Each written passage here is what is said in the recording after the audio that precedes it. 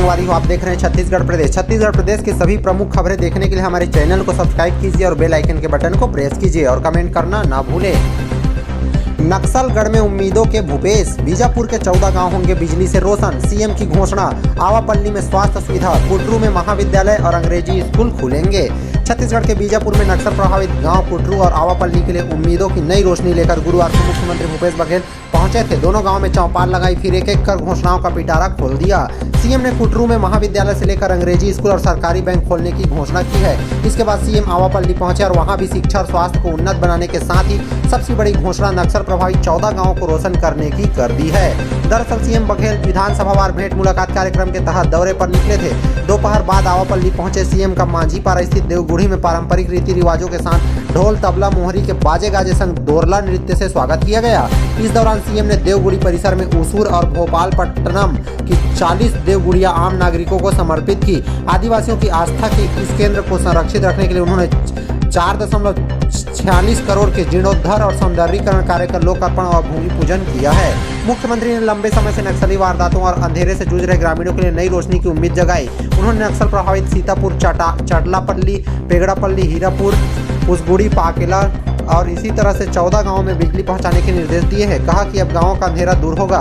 जिन लोगों के पास जमीन नहीं है उन्हें भी 7,000 दिया जा रहा है। हमारी सरकार बैगा, गुनिया, गायता, पेरमा, मांझी को भी 7,000 दे रही है। आवापल्ली में मुख्यमंत्री ने की है कई घोषणाएं।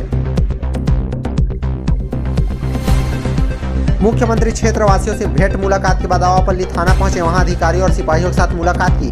महिला आरक्षकों के साथ सेल्फी ली, फिर अफसरों और सिपाहियों के साथ बैठकर भोजन किया।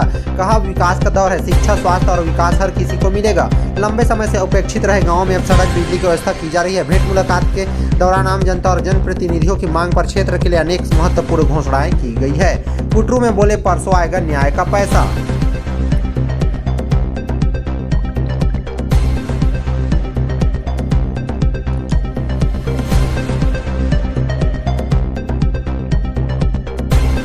एशिया की सबसे बड़ी खदान से कोयला चोरी का वीडियो वायरल। हजारों मजदूर बोरे में भरकर निकाल रहे कोयला। आईजी ने दिए जांच के आदेश। एशिया के सबसे बड़े कोल माइंस कोरबा की दीपिका गेवरा माइंस में संगठित रूप से कोयला चोरी का वीडियो वायरल हो रहा है। इस वीडियो को पूर्व आईएएस और भाजपा नेता ओपी चौधरी ने ट्वीट किया है। कोयला चोरी का यह वीडियो सोशल मीडिया में जमकर वायरल हो रहा है। इस वीडियो के सामने आने के बाद Bilaspur IG Ratanlal Dangi action mode में आ गए हैं। उन्होंने जांच के लिए क्राइम ब्रांच की टीम जिम्मेदारी दी है और रिपोर्ट सौंपने के लिए कहा है। पूर्व आईएएस और भाजपा नेता ओपी चौधरी ने कोयला चोरी करने वाले मजदूरों का एक वीडियो ट्वीट किया है। इसमें उन्होंने लिखा है कि यह नजारा एशिया के सबसे बड़े कोल माइंस का है। छत्तीसगढ़ के कोरबा में स्थित गेवरा माइंस में संगठित माफिया का राज चल रहा है और कोयला चोरी का खुला खेल चल रहा है। हजारों मजदूर और सैकड़ों गाड़ियों से खुलेआम कोयले की चोरी हो रही है। यह वीडियो सोशल मीडिया में जमकर वायरल हो रहा है, जिससे हजारों मजदूर खदान से बोरियों में खुलेआम कोयला निकालकर गाड़ियों में लोड कर रहे हैं। वीडियो वायरल होने के बाद बिलासपुर आईजी रतनलाल डांगी ने जांच के आदेश दिए हैं। उन्होंने anti crime and cyber unit प्रभारी को जांच की जिम्मेदारी दी है। जांच के लिए उन्हें संबंधित जिले के पुलिस अधिकारियों की भी मदद लेने के आदेश दिए हैं। साथ ही जांच के बिंदु तय कर विस्तृत रिपोर्ट प्रस्तुत करने के आदेश भी दिए हैं।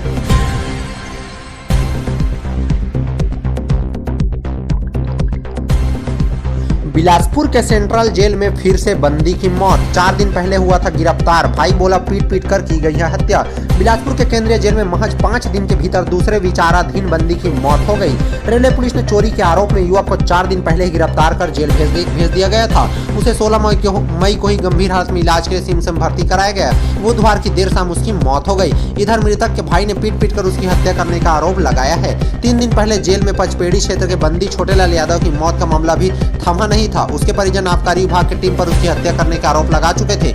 इधर जेल में फिर से एक बंदी की संदिग्ध परिस्थितियों में मौत हो गई।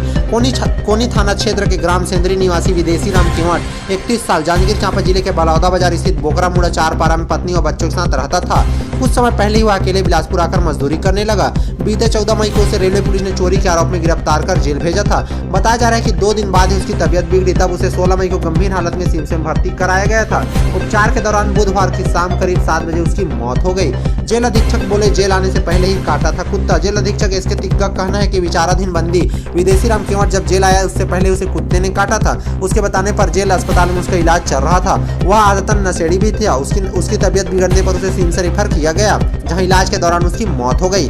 भाई बोला पीट पीट कर की गई है हत्या, भाई को न्याय मिले। भाई को जेल में मौत होने के बाद उसके भाई मानूराम केवट ने कहा कि उसके भाई की मौत स्वाभाविक रूप से नहीं हुई है, नहीं वह बीमार हुआ था, जेल में उसके साथ मारपीट की गई है, पीट पीट कर उसकी हत्या हुई है। उसने कहा कि हमारा भाई चोरी के अंजाम में तो फंसा था, लेकिन उसको कुत्ते ने काटा है, उसकी वजह से उसकी मौत नहीं हुई है, उसकी मौत पीट पीट कर की गई है, इसलिए दोषियों के खिलाफ कार्रवाई होनी चाहिए। परिजनों को नहीं दी गई थी जानकारी।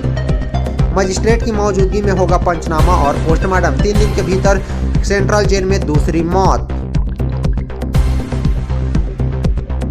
अगले सप्ताह नौतप्पा की शुरुआत हो रही है। रोहिणी नक्षत्र में 15 दिन तक रहेंगे सूर्यदेव। पहले 9 दिन भीषण गर्मी पड़ी तो बारिश अच्छी होगी।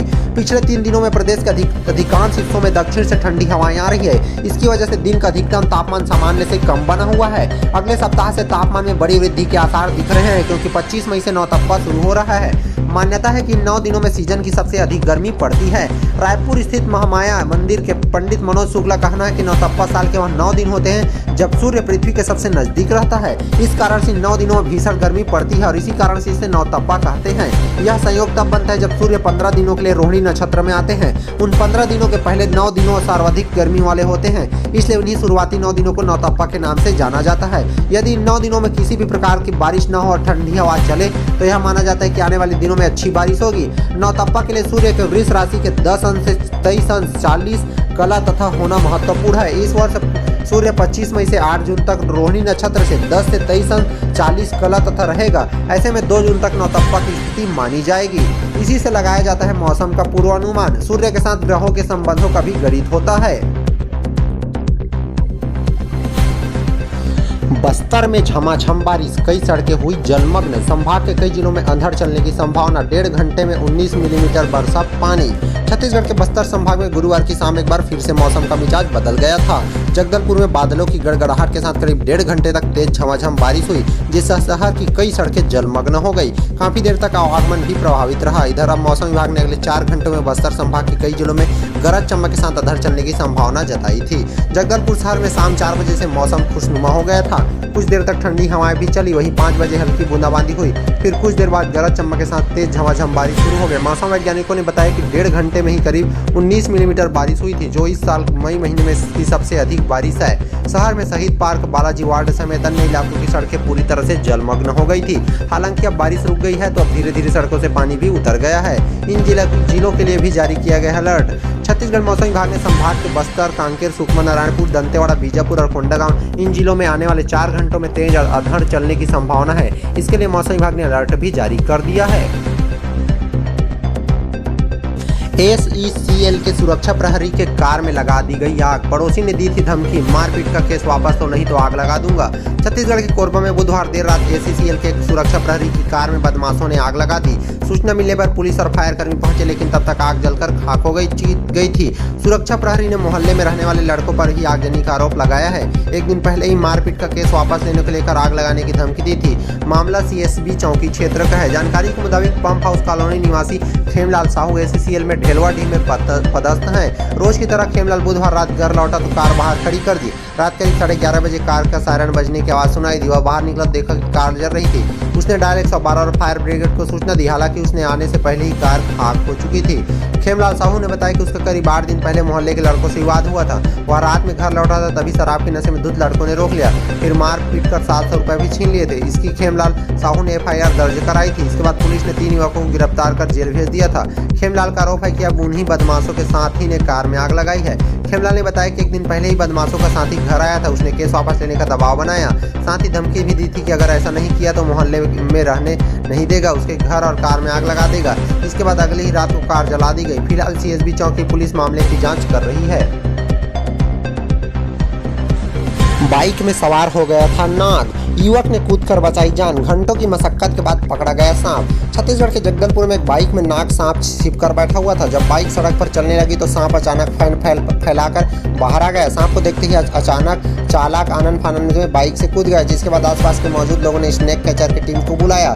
टीम ने सांप को पकड़कर जंगल में सुरक्षित छोड़ दिया है। जानकारी के मुताबिक गीदम जगदलपुर मुख्य मार्ग पर पंडरीपानी में स्थित एक बाइक रिपेयर दुकान का मैकेनिक बाइक की टेस्टिंग के लिए निकला था। इसी बीच जब मैकेनिक ने बाइक की रफ्तार बढ़ाई तो इंजन के पास से सांप अचानक फैलाकर पेट्रोल टंकी के पास आ गया। सांप को देखकर बाइक चालक हड़बड़ाकर चलती बाइक से कूद गया, जिसके बाद भी नाग सांप बाइक से बाहर नहीं निकला और सीट के नीचे जाकर छिप गया।